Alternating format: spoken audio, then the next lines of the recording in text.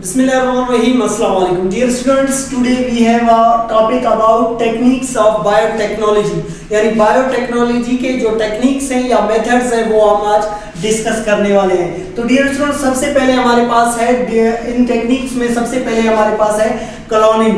Cloning की बात करें डियर स्टूडेंट्स, अगर हम इसकी बात करें तो ये आप कह सकते हैं यहाँ पे हम क्या करते हैं, यहाँ पे हम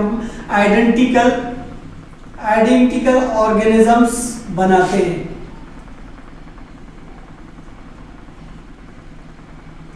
आइडेंटिकल ऑर्गेनिजम्स बनाते हैं यानी एक जो हमारे पास फॉर एग्जांपल कोई ऐसा जानवर है जो कि बेहतर हमें फॉर एग्जांपल मीट दे रहा है या मिल्क दे रहा है, तो उसकी हूबहू हम कॉपी बना लेते हैं।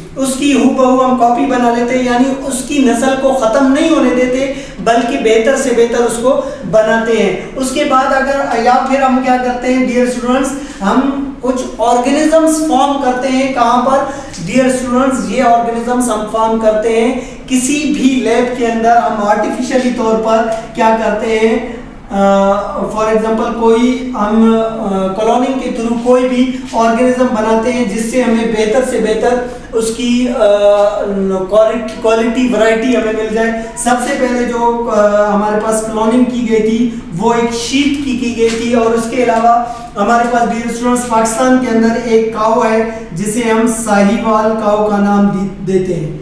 साहिवाल काऊ, जिसकी जो मिल्क की जो प्रोड्यूस करने की यानी मिल्क प्रोवाइड करने की जो कैपेसिटी है दूसरे काउ से ज्यादा होती है उस वो भी क्या है, जेनेटिकली मॉडिफाइड ऑर्गेनिज्म है यानी काउ है। उसके बाद भी स्टूडेंट्स हमारे पास है, हमने कल बात की थी लेयर हिन की। उसके अलावा हमने बॉयलर हिन की भी बात की थी। बॉयलर हिन जो है हमारे पास वो भी एक हमारे पास क्लोनिंग के थ्रू बनाया गया एक ऑर्गेनिज्म है, मॉडिफाइड ऑर्गेनिज्म है। उसके बाद लेयर जो चिक है या लेयर हिन है वो भी हमारे पास एक क्या है डियर स्टूडेंट्स, क्लोनिंग के थ्रू बनाया गया एक ऑर्गेनिज्म है जो कि हमें ज्यादा से ज्यादा अंडे प्रोवाइड करता है, एग्स प्रोवाइड करता है। जो उसके बाद डियर स्टूडेंट्स हमारे पास है जीन टेस्टिंग हमारे पास सिंपली क्या है, डीएनए टेस्टिंग को हम कहते हैं। जब हम अक्सर सुनते रहते हैं कि फिलाने शख्स की डीएनए टेस्ट हो गई फॉरेंसिक लैब में। यहाँ पर होता क्या है, सबसे पहले तो कोई भी शख्स फॉर एग्जांपल आप ले लें, अगर कोई शख्स मर चुका है या किसी आग वगैरह में गिर के झुलस चुका है और उसका चेहरा वगैरह मतलब आइडेंटिफाई नहीं हो पा रहा, तो क्या करते हैं हम उसके जीन्स के थ्रू यानी उसके डीएनए के थ्रू डियर स्टूडेंट्स हम उसका पता लगा लेते हैं कि ये शख्स कौन था। उसके अलावा किसी भी फॉर एग्जांपल कोई क्रिमिनल है, कोई किलर है, उसका वो किसी जगह पर आया, किसी को मार के चला गया, तो क्या करते हैं वहां पर जो एक्सपर्ट्स हैं उसका कोई बाल या उसके इवन की खून का कोई कतरा या फिर किसी जगह पर रगड़ खाया हुआ उसका स्किन का एक टिश्यू लेते हैं, फिर उसको जाके फॉरेंसिक लैब में उसके जीन्स की टेस्टिंग करके पता लगाया जाता है कि ये कौन शख्स था। तो सिंपली यहाँ पर क्या होता है डियर स्टूडेंट्स, जीन टेस्टिंग के थ्रू हम किसी भी ऑर्गेनिज्म के नस्ल का, उसकी वालिदैन का भी पता लगा सकते हैं। अगर कोई बच्चा है जो कि हमें पता नहीं उसके वालिदैन का, तो हम क्या करते हैं उसकी जीन टेस्टिंग करके बता सकते हैं हाँ भाई ये फिलाने शख्स का बेटा या बेटी है। तो इसी तरह से हम जीन टेस्टिंग करते हैं। उसके बाद डियर स्टूडेंट्स हमारे पास है जो जीन थेरापी है। हमारे पास जीन थेरापी डियर स्टूडेंट्स, हमारे पास जीन तो हम पहले डिस्कस कर चुके हैं, जीन तो ऑलरेडी जीन है। थेरापी की हम बात करें तो that is treatment of genes, यानी यहाँ पर हम क्या करते हैं जीन की ट्रीटमेंट करते हैं। जीन थेरापी यानी अगर हमारे पास ये जो जीन्स है किसी भी पेशेंट में ये डिफेक्टिव हो जाते हैं किसी भी फॉर एग्जांपल आप ले सकते हैं एड्स की वजह से या फिर ये कैंसर की वजह से डिफेक्टिव हो गए, तो हम क्या करते हैं डियर स्टूडेंट्स, जहाँ पे हम क्या करते हैं जीन्स को या तो उनकी मॉडिफिकेशन करते हैं, उनको ट्रीटमेंट करके मुख्तलिफ प्रोसेसेस से उनको ठीक किया जाता है, या फिर यहाँ पर इंजर्शन की जाती है।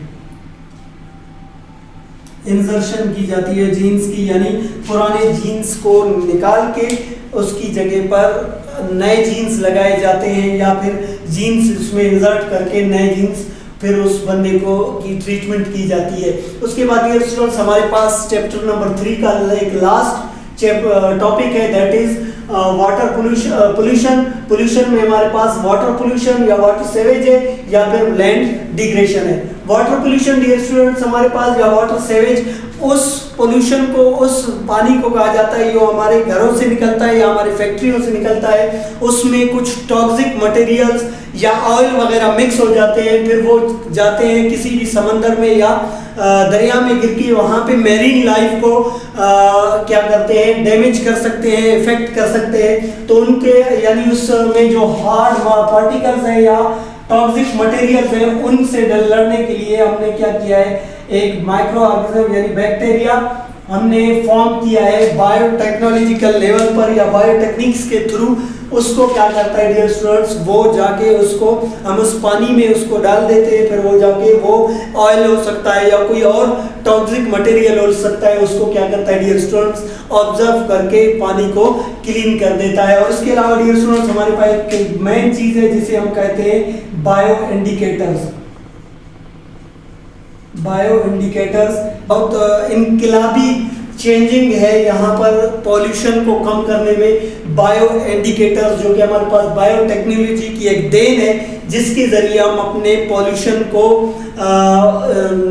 उसकी लेवल का पता लगा सकते हैं। बायो इंडिकेटर्स हमारे पास कुछ ऐसे इंडिकेटर्स होते हैं जो कि हम लेवल को इंडिकेट कर रहे होते हैं कि अगर जब उसका लेवल अप हो जाता है, फिर बायो इंडिकेटर्स के थ्रू हमें पता चल जाता है कि पॉल्यूशन बढ़ रहा है, फिर उस पॉल्यूशन को कम करने के लिए हम इकदाम करते हैं। उसके बाद डियर स्टूडेंट्स हमारे पास है land digression of land. Digression of land से मुराद डियर स्टूडेंट्स हमारे पास वो लैंड है जहां पर जो एग्रीकल्चर मुमकिन नहीं है, वहाँ पे साल्ट्स की ज़्यादती हो गई है, या फिर वहाँ पे डिग्रेशन फॉर एग्जांपल हम कॉलोनी वगैरह बनाने के लिए या बिल्डिंग्स बनाने के लिए हमने वहाँ पे लैंड के जो दरख्त वगैरह थे उनको काट दिए या उनको पॉल्यूट कर दिया है उसको, तो वो वहाँ पर क्या होते हैं, जो मिनरल्स वगैरह है उनकी कंसंट्रेशन कम हो जाती है, तो फिर वहाँ पे जो आप कह सकते हैं एग्रीकल्चर का वो नहीं हो सकता, हम वहाँ पे प्लांट्स वगैरह नहीं लगा सकते। तो क्या करते हैं, उस लैंड में भी हम बैक्टीरिया, एक ऐसा बैक्टीरिया हमने मॉडिफाई किया हुआ है जेनेटिकली तौर पर, जिसको वहाँ पे हम डाल देते हैं, तो वो क्या करता है, वहाँ पे उस सॉइल को इस काबिल बना देता है, उस लैंड को इस काबिल बना देता है कि वहाँ पर एग्रीकल्चर हो सके, वहाँ पे प्लांट्स ग्रो कर पाए। तो डियर स्टूडेंट्स हमारा चैप्टर नंबर 3 यहाँ पे कंप्लीट हुआ जाता है। और इस टॉपिक के बारे में या फिर चैप्टर के बारे में किसी का भी कोई क्वेश्चन हो तो वो कमेंट सेक्शन में पूछ लीजिएगा, और अगर वीडियो अच्छी लगी हो तो उसे लाइक और शेयर ज़रूर कीजिएगा। मिलते हैं इंशाल्लाह नेक्स्ट चैप्टर में इंशाल्लाह, तब तक के लिए इजाज़त दीजिए। अल्लाह हाफ़िज़।